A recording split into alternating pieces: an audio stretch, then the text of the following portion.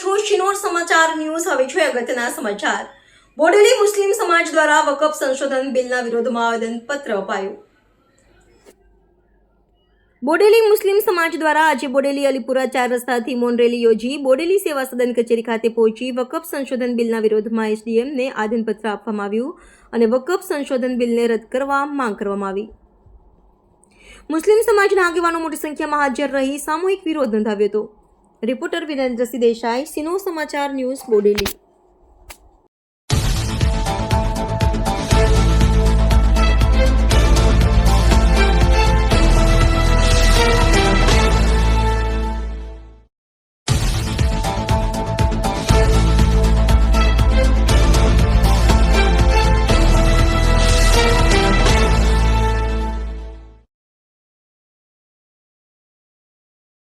રોજ મુસ્લિમ સમાજ બોડેલી તેમજ આજુબાજુના તમામ ગામોમાંથી એક આવેદનપત્ર પ્રાંત સાહેબની ઓફિસમાં આપવામાં આવ્યું।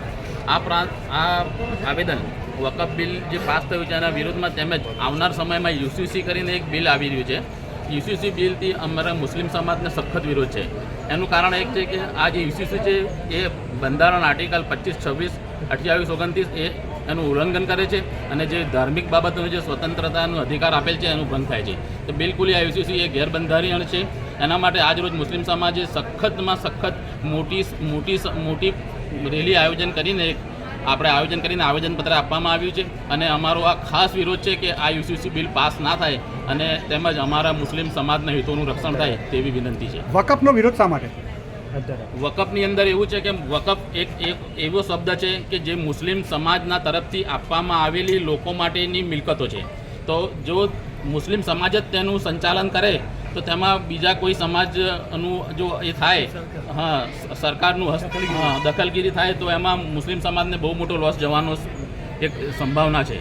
આમાં બધા બહુ એવા ટ્રસ્ટો છે જે આજે હિન્દુસ્તાનની અંદર આપણા ભારતમાં અમલમાં છે, જેમાં મુસ્લિમ સમાજના કોઈ બી વ્યક્તિને લેવામાં આવતા નથી। તેવી રીતે આ વકફ બી એક એવું જ વિષય છે કે જેમાં મુસ્લિમ સમાજની જ મિલકતો છે અને એની અંદર મુસ્લિમ સમાજના હિત માટેનું રક્ષણ સમાયેલું છે। આગામી દિવસમાં રણનીતિ શું રહેશે?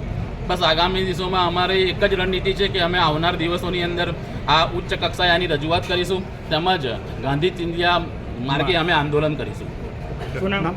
સૈયદ મોહસિન અલી।